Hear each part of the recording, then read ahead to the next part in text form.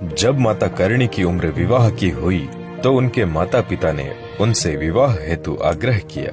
तब माता करणी ने कहा कि मैं सांसारिक महिला नहीं हूँ, आप तो मेरे वास्तविक रूप से परिचित हैं। किंतु माता और पिता के बार बार आग्रह करने पर करणी जी ने माता पिता की बात का मान रखने हेतु और समाज के नियमों का निर्वाह करने हेतु साठिका के देपाजी से विवाह किया। करणी माता और देपाजी का विवाह बड़ी ही धूमधाम से संपन्न हुआ। कहा जाता है करणी माता जब सुआब से विदाई ले रहे थे उस समय उन्होंने अपनी 200 गायें भी अपने साथ में ले ली। बारात जब आधे रास्ते में पहुंची तो पानी पीने के लिए बारात को रोका गया। देपाजी थोड़ा सा जल लेकर माता के पास पहुंचे। तब उन्होंने दुल्हन की डोली में देखा कि साक्षात मां दुर्गा विराजमान है। यह देख देपाजी बहुत भयभीत हो गए। तब मातेश्वरी ने उन्हें सांत्वना देते हुए कहा कि यही मेरा वास्तविक स्वरूप है। कुछ समय पश्चात बारात फिर रवाना हो गई और वे साठिका पहुँचे। साठिका में करणी जी का स्वागत किया जा रहा था। तब एक कन्या को काले रंग के जहरीले बिच्छू ने काट लिया। भयंकर पीड़ा होने के बावजूद कन्या ने उस स्थिति में रोने को अपशकुन समझा, किंतु महामाया से क्या छुपा हुआ था। माता करणी ने उस कन्या का स्पर्श कर उसकी सारी पीड़ा दूर कर दी और साठिका गांव को वरदान दिया कि आज के बाद साठिका में कभी बिच्छू नहीं होंगे। तत्पश्चात माताजी ने देपाजी से कहा कि मैंने अपने माता पिता की बात का मान रखने के लिए और समाज के नियमों का निर्वाह करने के लिए आपसे विवाह किया है। आप मेरा वास्तविक स्वरूप जान चुके हैं। अब आप मेरी आज्ञा से मेरी छोटी बहन गुलाब बाई से विवाह कीजिए।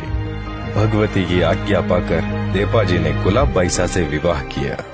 कुछ समय पश्चात मारवाड़ में भीषण अकाल पड़ा, जिससे पशुओं के खाने और पीने के लिए सामग्री बहुत कम रह गई। तब करणी माता ने अपनी 200 गायों के साथ में साठिका को छोड़कर जांगल प्रदेश की तरफ प्रस्थान किया। उस समय जांगल प्रदेश में राव कान्हा का शासन था। जब माता करणी जांगल प्रदेश पहुँचे और निवास करने लगे तो कुछ दिनों बाद राव कान्हा के 2 सैनिक करणी जी के समक्ष आए और उन्हें राव कान्हा का संदेश सुनाया, जिसमें लिखा था कि आपकी गाय जंगल की सारी घास खत्म कर देगी और इससे हमारी गायों के लिए कुछ भी शेष नहीं रहेगा, अतः आप जांगल प्रदेश छोड़ दें। तब करणी माता ने सैनिकों से आग्रह किया कि मेरी कुछ गायें इतने बड़े जंगल की घास को कैसे खत्म कर सकती है, अतः हमें यहाँ रहने दें। किंतु सैनिकों ने भगवती का बहुत अपमान किया और अपशब्द कहे। क्रोध में मातेश्वरी ने उन्हें गीदड़मुखी होने का शाप दे दिया। जब राव कान्हा को इसकी खबर लगी तो वह करणी माता के निवास स्थान पर पहुंचा, किंतु अभिमानी कान्हा करणी जी को अपमानित कर जंगल छोड़ने के लिए कहने लगा। माता करणी ने राव कान्हा से कहा कि मेरे कुछ पशुओं के खाने से जंगल की घास खत्म नहीं होगी। तुम तो यहाँ के राजा हो, शरणागत की रक्षा करना तो तुम्हारा धर्म है। इस पर भी क्रोधी राव कान्हा ने मातेश्वरी को स्थान छोड़ देने को कहा। तब भगवती ने कहा कि तुम मेरी इस पूजा की पेटी को यदि मेरे रथ में रख दो तो मैं अवश्य ही जांगल प्रदेश को छोड़ दूंगी।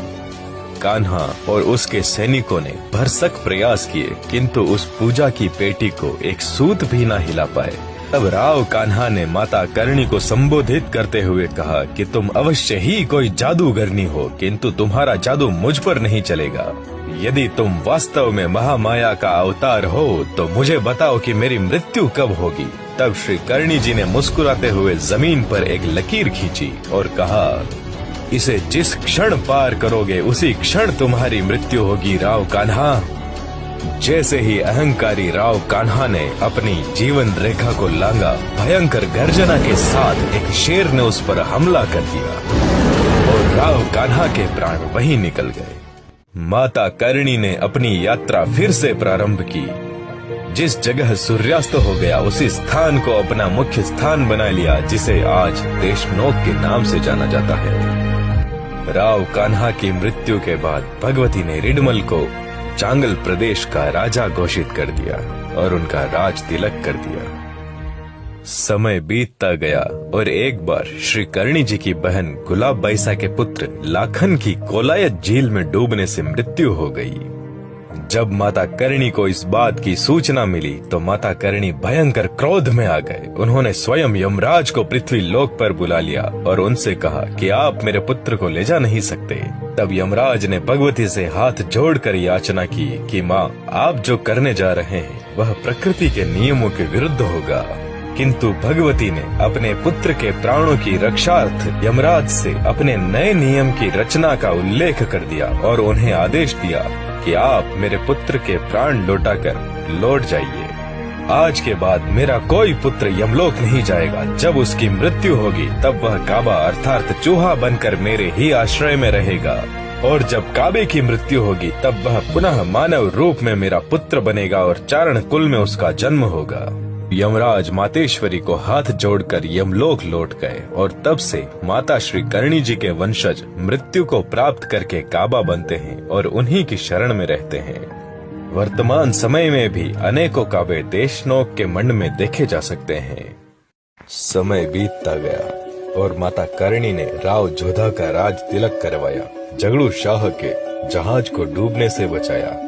इसी प्रकार माता करणी लोगों के जीवन में सुख शांति के फूल खिलाते गए। संवत 1511 में देपा जी का देहावसान हो गया।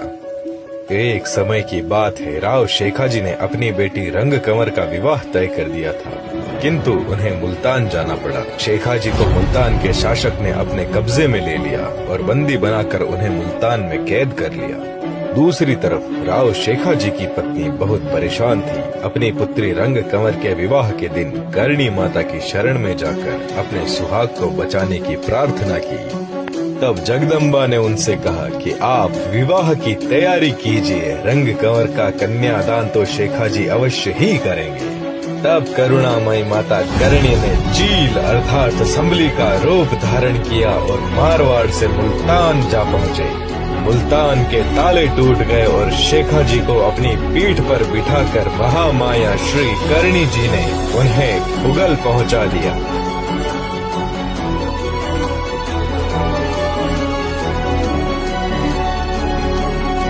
शेखाजी ने प्रसन्नता पूर्वक अपनी बेटी का कन्यादान कर उसे विदा किया।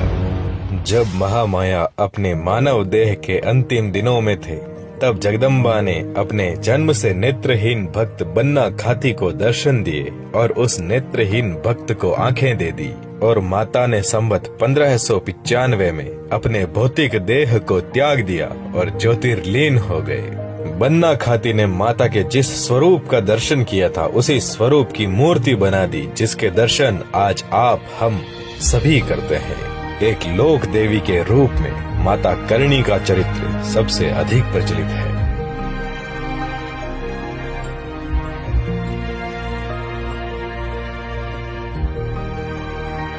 साथियों, उम्मीद है आप सभी को यह वीडियो और आदिशक्ति महात्म्य सीरीज के अब तक के 3 चैप्टर बहुत पसंद आए होंगे। वीडियोस को शेयर करें, चैनल को सब्सक्राइब करना ना भूलें। तो ऐसे ही वीडियोस देखने के लिए बने रहिए हमारे साथ।